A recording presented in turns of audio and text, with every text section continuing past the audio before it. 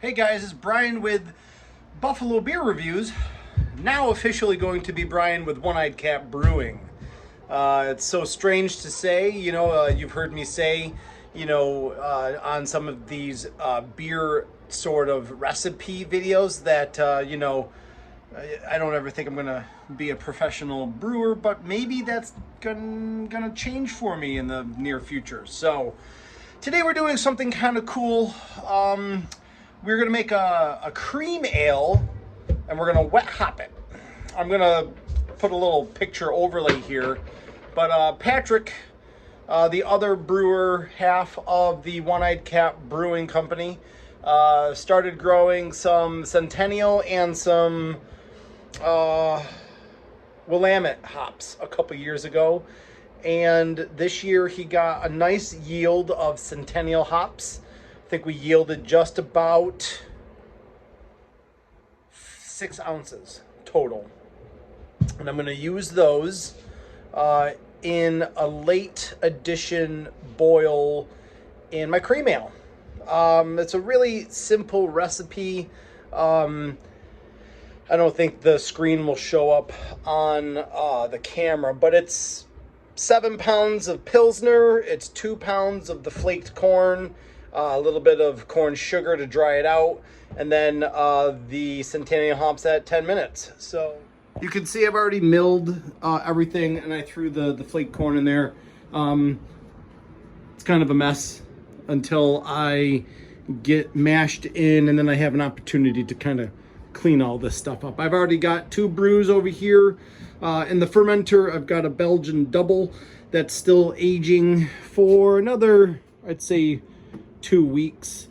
And then I've got Alnalam, which is an Imperial Hazy Imperial New England with Lupomax hops, both Citra and Sabro in the Lupomax in the Whirlpool. And then I've got a smoked cherrywood porter that I have, and that's been aging for over a month. So age is my friend here, and I'm just about ready to get mashed in. Where are we at? We're at 162 out of 162 straight temp. That will help get me at 152 when I mash in. So let's get rolling. So we're mashed in. It's kind of difficult to kind of get the grains in there into the basket with a camera in your hand, but the consistency is nice. It's going to be an hour mash at 152 degrees. Helps kind of keep, that activity, the enzymatic activity going, helps keep that body nice and crisp and stuff like that. This is a fairly simple brew day. That's really kind of what I like about the cream ales. I kind of cut my teeth in the heyday of New England IPAs, very like complex malt bills and hop schedules and X, Y, and Z. And then you really start to get into the nuances, the finer details of regular beer flavored beer like cream ales. And I tell you what, I just can't brew them fast enough. They just get drank so quickly, and I love it. So, you get hops once a year, right? And there's a very special time to get these hops off the vines and wet hop season. And I thought this would be a nice, cool little recipe to be able to wet hop with. Do you know what I mean? I'm gonna flip the camera around here. So this is our yield. This is 3.1 ounces of whole cone Centennial. Now, initially, hey, don't go anywhere. Initially, the recipe was used Mount Hood, a lot lower alpha acid levels. There was 1 ounce of pellets at 60 minutes, another ounce of pellets at 10 minutes.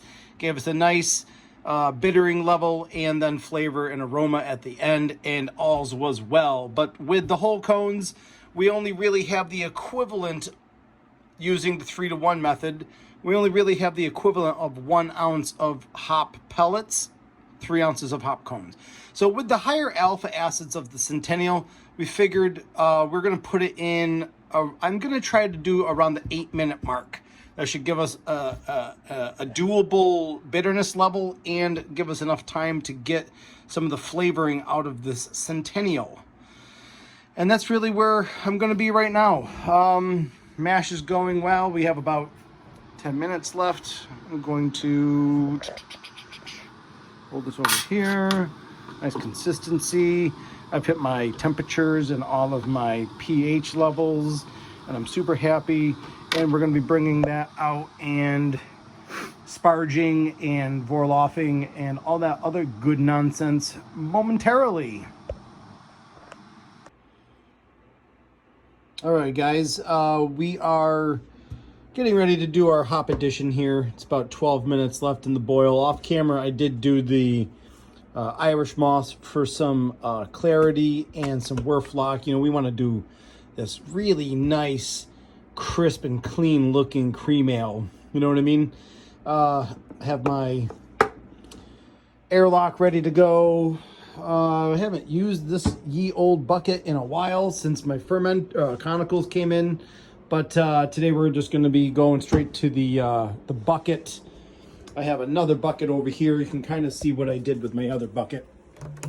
I put a ball lock post on it because it's aging for a while, and I have it around back to my my water bottle, Star Sand bottle. But that was a good workaround so that I can use this, and I'll get it sanitized in a moment. All right, let's see about these hop additions, huh? Let's do it.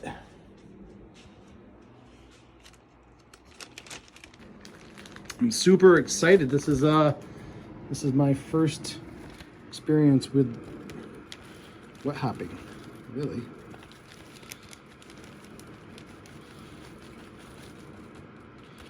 That's my 10-minute whole cone addition. I'm going to use the spoon to kind of get them in there, get them in contact with the boiling wort. You know, woo, a little steam, great. Let me see if I can smell it. Oh my God, yep, super cool, super cool. So I'm going to tend to this, make sure all of the hop cones get in contact with the wet goodness, and I'm probably not going to film the chill. I'll film it going into the bucket and kind of get the airlock on though, okay?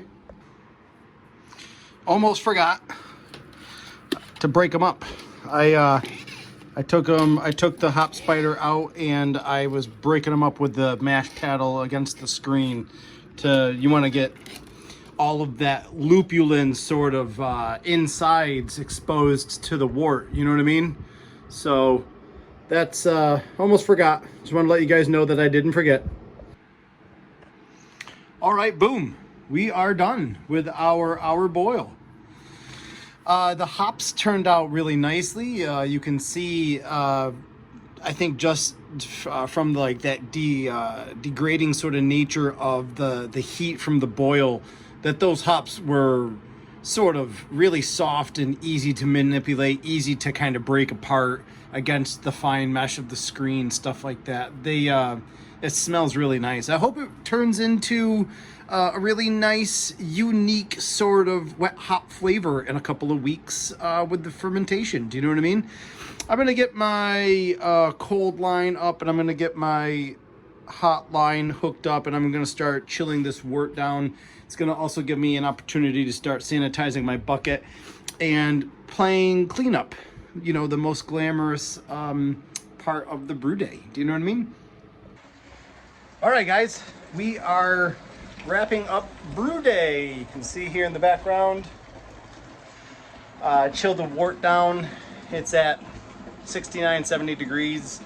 And I'm transferring it over into the sanitized bucket.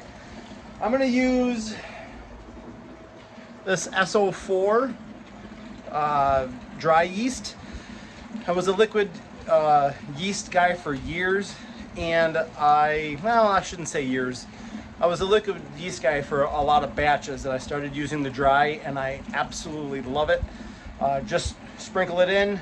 I'll put my thumb over the little hole and agitate the bucket, and this thing will be rolling in probably 10 hours, 12 hours vigorously, and it's really nice. I'm gonna flip this around.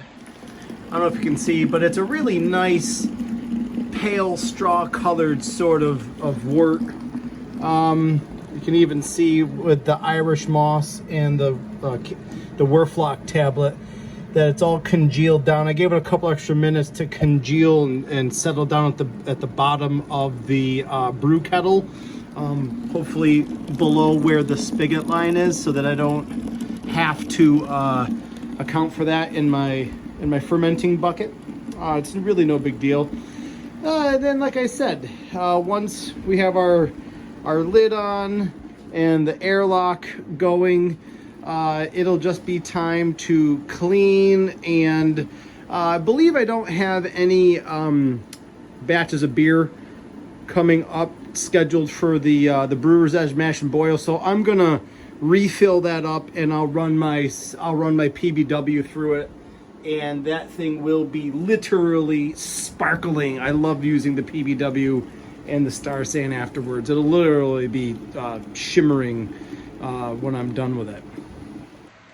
But that's really about it for me, guys. I hope you guys kind of liked a little look into a typical brew day here in my basement. We're ramping up sort of beer productions for Eyed Cat Brewing, and we're trying to make these beers available to the public right now in the forms of like free pop-ups and stuff like that.